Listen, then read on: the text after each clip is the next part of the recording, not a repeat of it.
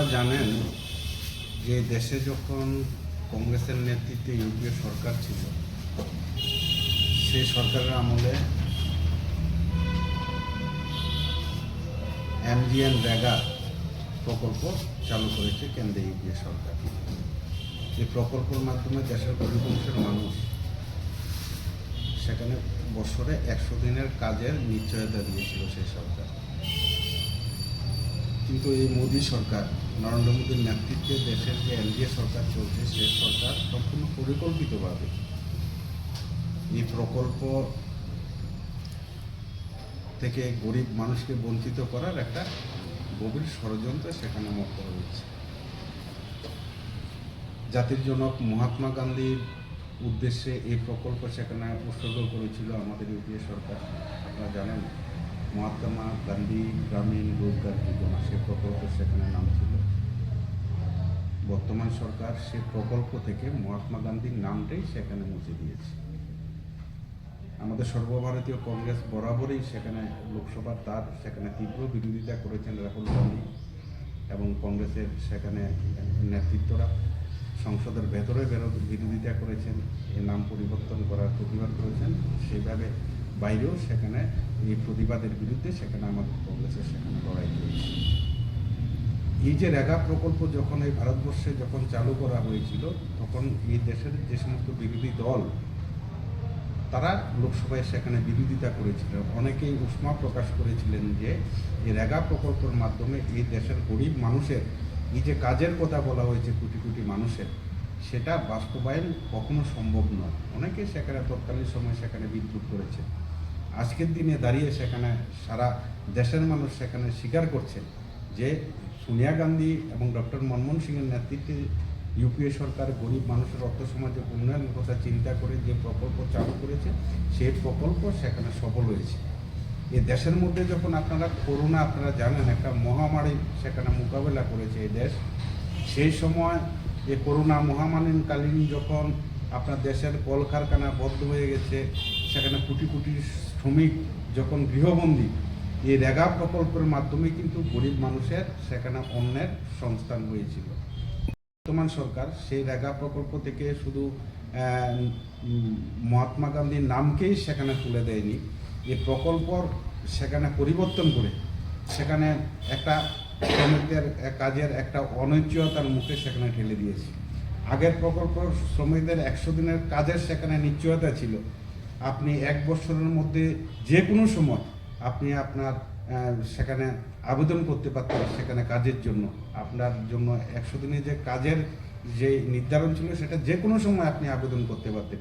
কিন্তু বর্তমানে যে প্রকল্প সেখানে নতুনভাবে সেখানে চালু করার চেষ্টা করা হচ্ছে, সে প্রকল্প সংশোধনের আকারে সেখানে আপনি আপনার ইচ্ছে মতন সেখানে আবেদন সেখানে করতে পারবেন না। সেখানে আগে সেখানে পঞ্চায়েত গ্রামীণ এলাকার অর্থসামাজিক উন্নয়নের জন্য, রাস্তা ড্রেন সংস্কারের জন্য, স্থায়ী অস্থায়ী সম্পদ তৈরি করার জন্য, নদী নালা সংস্কারের জন্য পঞ্চায়েত তার নিজস্ব এখতিয়ারের মধ্যে থেকে এই প্রকল্পের মাধ্যমে পঞ্চায়েত এলাকার উন্নয়ন করতেন এবং শ্রমিকদের কাজের সেখানে নিয়োগ করতেন, সমস্ত শ্রমিকদের কাজে নিয়োগ করতেন। নতুন আইনে সেটা এখন আর সম্ভব নয়। এখন পঞ্চায়েতের হাত থেকে সমস্ত কিছু চলে যাচ্ছে ঠিকাদারের হাতে। ঠিকাদাররা সেখানে বিভিন্ন সময় আসবেন, তার প্রয়োজনে সেখানে শ্রমিকের সেখানে কাজে লাগাবেন।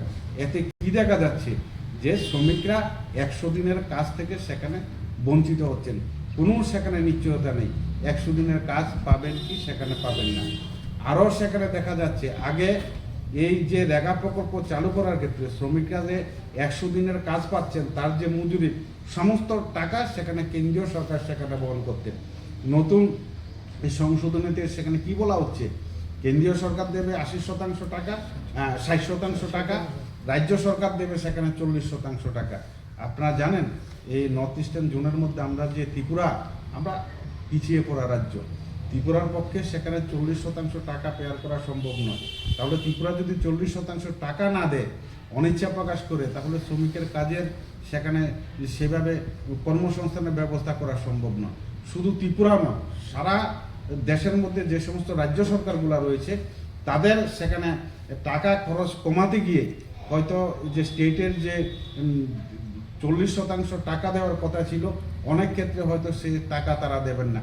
তা এই টাকা না দেওয়া মানে হচ্ছে শ্রমিকদের কাছ থেকে সেখানে বঞ্চিত করা, শ্রমিক মজুরি সেখানে নির্ধারণ করা, সেখানে তার খুশি মতন সেখানে নতুন আইনে তাদের খুশি মতন সেখানে শ্রমিকের মজুরি সেখানে নির্ধারণ করা হবে।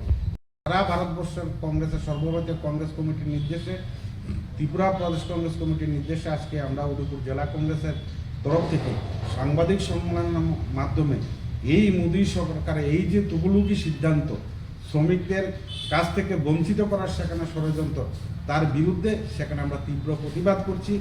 এবং আমাদের সেখানে তার প্রতিবাদে কংগ্রেসের যে মূল দাবি, কাজ করার অধিকার, মজুরির অধিকার, জবাবদিহির অধিকার, মনরেগা অবিলম্বে পুনরুদ্ধার, কাজ করার সাংবিধানিক অধিকার পুনঃস্থাপন করুন এবং সর্বভারতীয় সর্বনিম্ন মজুরি 400 টাকায় করতে হবে। এই দাবিকে সামনে রেখে আমরা আগামীকালকেও আমাদের সেখানে সারা দেশের সাথে উদয়পুরে আমাদের সেখানে অবস্থান হবে উদয়পুর জেলা কংগ্রেসের তরফ থেকে। তারপর থেকে সেটা আমাদের পঞ্চায়েত স্তরে সে আন্দোলন সেখানে নিয়ে যাব। আমাদের যে মূল বক্তব্যটা হচ্ছে মনরেগা, এই যে মোদী সরকারের সেখানে এই যে তুগলকি সিদ্ধান্ত, মনরেগা বাঁচাও সংগ্রাম আমাদের সেখানে আজ থেকে সারা দেশের সাথে উদয়পুর জেলাতেও আমরা সেই সংগ্রামে সেখানে অবতীর্ণ হচ্ছি। আমাদের সে লড়াই এই রেগাকে বাঁচানোর জন্য, শ্রমিকদের কর্মসংস্থানের জন্য আমাদের লড়াই সেখানে চলবে।